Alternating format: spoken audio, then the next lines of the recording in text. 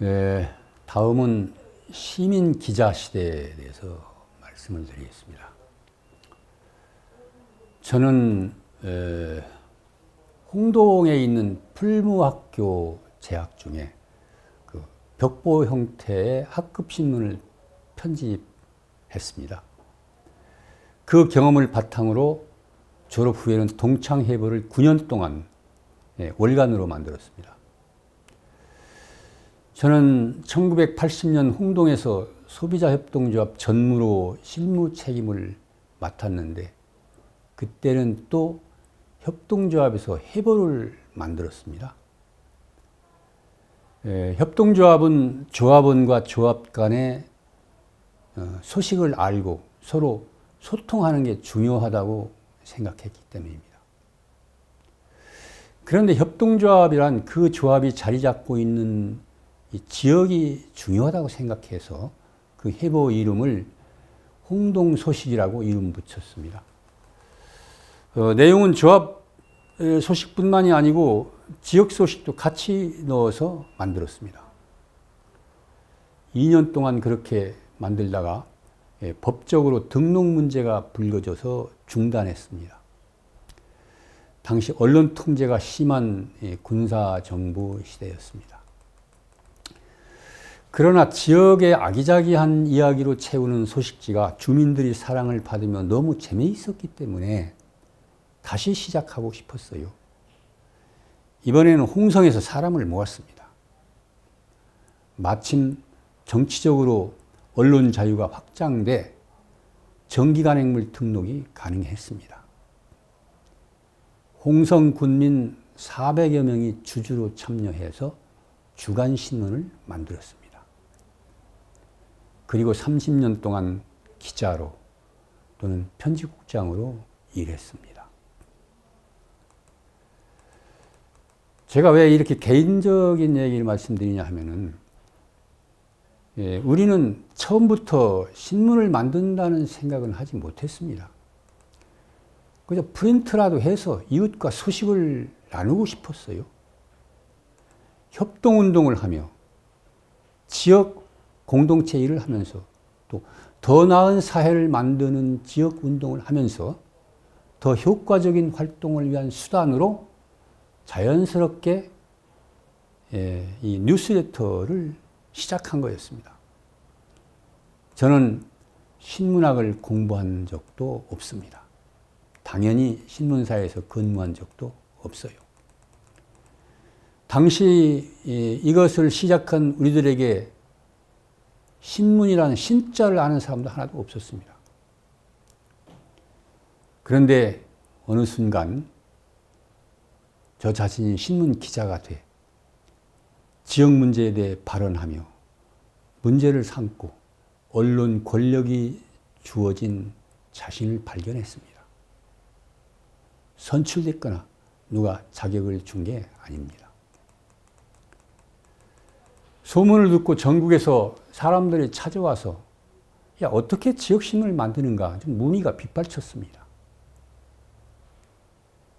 특별한 형식과 방법은 없다. 지역과 이웃을 사랑하는 마음만 있으면 누구나 할 수 있다고 말했습니다. 여러분, 신문 기자라는 것은 신문고시라고 불리는 어려운 시험에 합격해서 신문사에 출퇴근하고 월급을 받고 기사를 씁니다. 그런데요, 지금은 누구나 기사를 쓸 수 있는 시대가 됐습니다. 아예 모든 시민은 기자다라는 슬로건을 내걸고 창간한 인터넷 신문도 있습니다.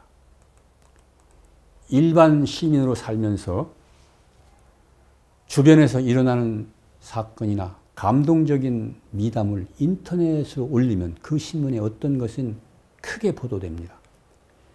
그리고 기사의 가치에 따라 원고료가 통장에 입금됩니다.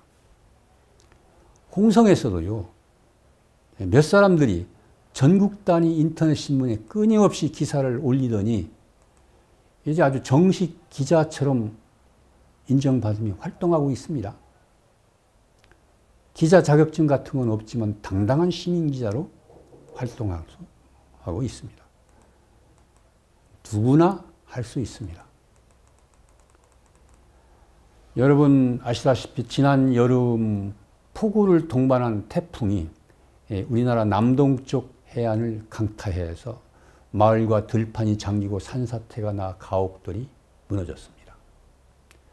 갑자기 닥친 재난 피해 현장에 어떤 언론사 기자도 참가할 틈이 없었습니다.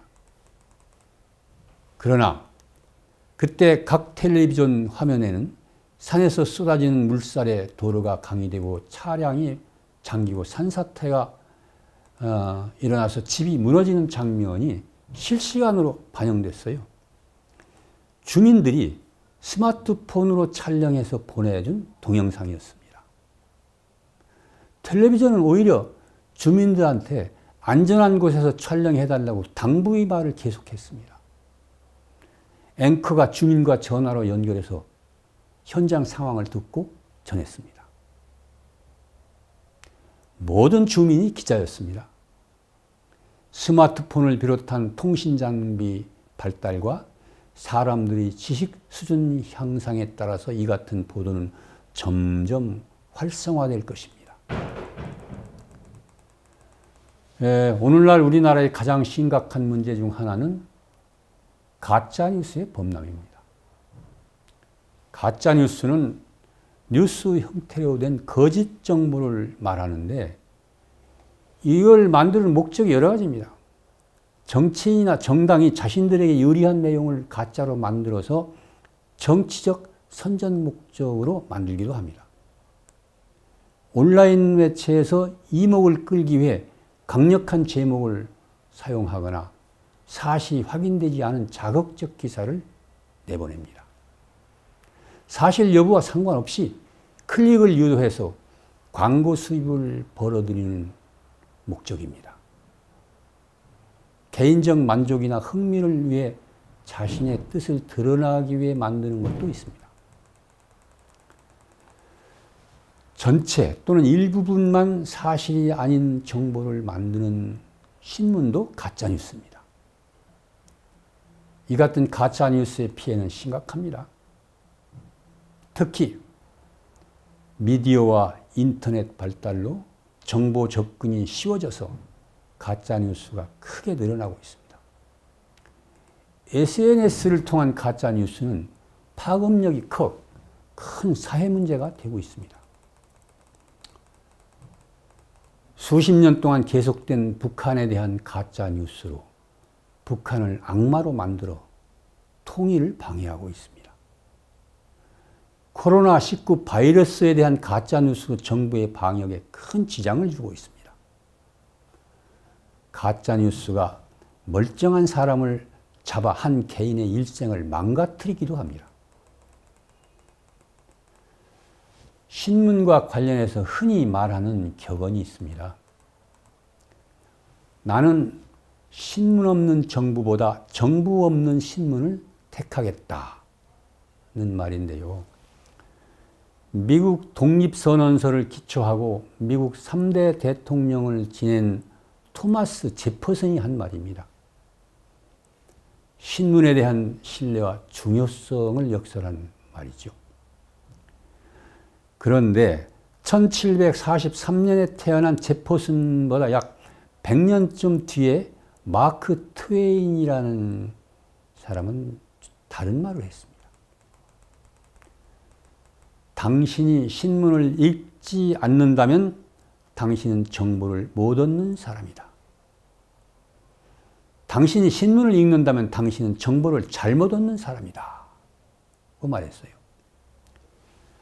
톰 소여의 모험 같은 것으로 그 미국 문학의 아버지로 불리는 작가 마크 트웨인이 신문을 통한 잘못된 정보를 경계한 것입니다.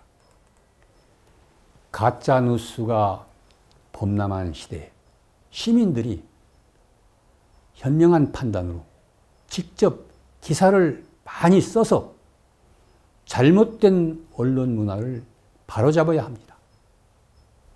이상으로 여기까지 말씀드립니다.